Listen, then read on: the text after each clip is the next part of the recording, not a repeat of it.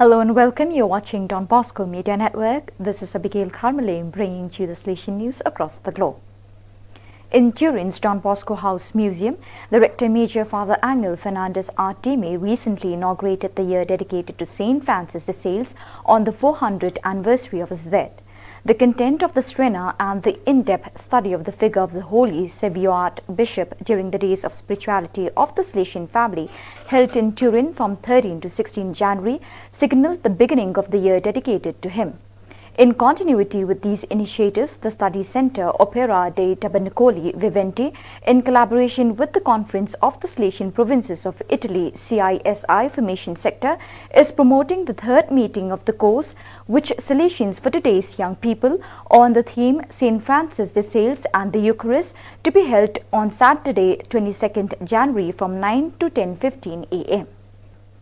The course of Integral Ecological Baccalaureate 4th, 5th and 6th year of secondary school that the College and High School St. Francis de Sales in Maturana, Montevideo shall inaugurate this year has been declared of ministerial interest by the Ministry of Environment of the Uruguayan government. The objective of this formative course is to accompany young people in the formation of a citizen's environmental conscience through an active pedagogy, educating in an interdisciplinary way and inspired by the encyclical Laudato Si and Salesian spirituality. This is a concrete proposal based on the 8th programmatic line for the 2020 to 2026 term indicated by the Rector Major at the end of the 28th General Chapter of the Salesians of Don Bosco. During the Spirituality Days of the Salesian Family 2022, dedicated to the spiritual and pastoral study of the Rector Major's Strena centered on St. Francis de Sales, Father Pierluigi Cameroni, Postulator General for the Causes of Saints of the Salesian Family, offered a contribution that highlights how our journey to holiness and the promotion of the causes of beatification and canonization of a Salesian family draw great inspiration and strong motivation from him. In fact, from his person and his doctrine emanate an impression of rare fullness demonstrated in the serenity of his intellectual research, but also in the richness of his affections, in the sweetness of his teachings that have had a great influence on the Christian conscience. The Salesian School of Social Communication organized an online formation program on 13th January 2022 for the South Asia region. Father Miguel Angel Garcia Morcunde, General Councillor for Youth Ministry, was invited to animate the gathering on the topic Communication and the Youth Pastoral Dimension. Around 35 members participated in this program. The participants were greeted and welcomed by the South Asia Regional Delegate for Communication, Father Ernest Rosario SDB, and by the General Councillor for Social Communication, Father Gildacio Mendes. The Villa Feliz 2022 colonies of the Salesian Educational Center Alameda was held from January 5th to 9th at the Platon Elementary School located in the municipality of Quinta Normal.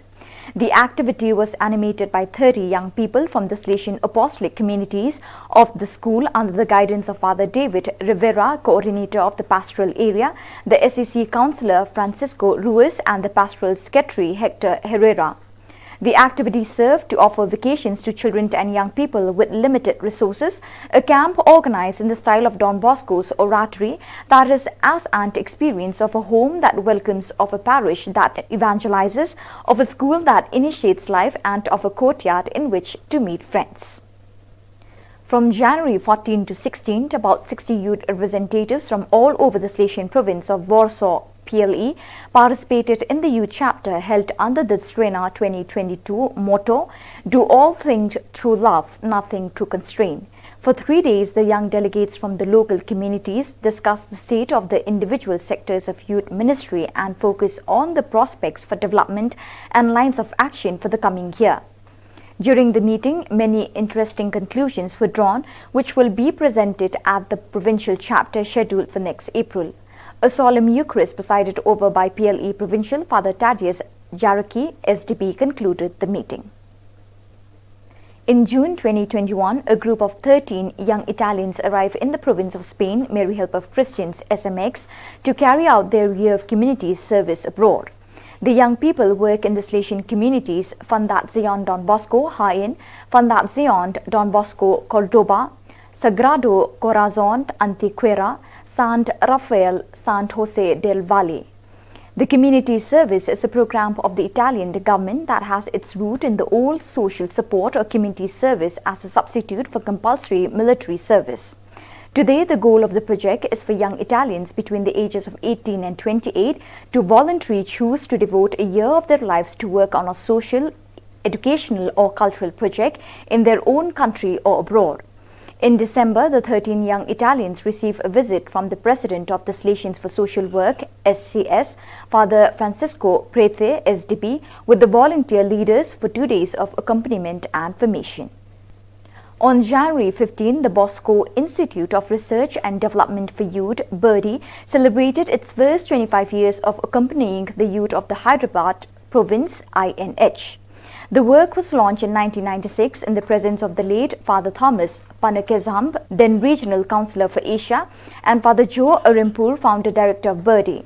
The Salesian work is aimed at young people, especially the marginalized and the poor, through various programs of animation. It has also reached out to young workers and educators, assisting them with training programs. The 25th anniversary celebrations began with the Eucharist at the Don Bosco Shrine in the presence of various Salesian sisters, youth and benefactors. Father Thadhireddy Vijay Bhaskar, INH Provincial, highlighted the purpose of BIRDI and the efforts of the integral development of youth, especially for the marginalized and disadvantaged in society. Father Thadhireddy, Father Thomas Santiago, INH appointed provincial, various Salesians and the current director of BIRDI, Father Bokola Rayappa, were thanked for their contribution to youth ministry. The right to education is enshrined in Article 26 of the Universal Declaration of Human Rights, yet many children still do not have access to education today. COVID-19 has aggravated the situation. Before the pandemic, there were 258 million children and young people without access to education. Today, there are at least 10 to 16 million more. Of the 1.6 billion students who have not been able to attend school due to COVID, half do not have access to a computer at home. Save the Children's Built Forward Better report estimates that 20% of children and adolescents aged 14 to 24 will be unable to read by 2030. Without quality, inclusive and equitable education, countries will not be able to break the cycle of poverty that is leaving millions of children and adolescents behind. We Christians too, in the diversity of our confessions and traditions, are pilgrims on the way to full unity, and we get closer to our goal the more we keep our gaze fixed on Jesus, our only Lord. During the week of prayer, we also offer our efforts and sufferings for Christian unity. Pope Francis, the Week of Prayer for Christian Unity 2022 opens yesterday, January 18, and will run until Tuesday, January 25th. Every year, the week involves the churches and Christian confessions from all over the world. The theme proposed this time by the Council of Churches of the Middle East is, "We have seen His star in the East and have come to worship Him." Gospel of Matthew, chapter 2, verse 2. On the 17th January, we also celebrate Martin Luther King Jr. Day in the USA. As we go about our day, let us reflect on Dr. King's legacy. Although his dream has come a long way since he had made his famous speech, we still have work to do. We must have faith, hope and love and use these gifts from God to overcome racism, hatred and prejudice. Let us work together as children of God and disciples of Christ to make the world a better, safer and truly more equal place. So viewers, with that we have come to the end of today's edition. Till we meet again, thank you for joining us.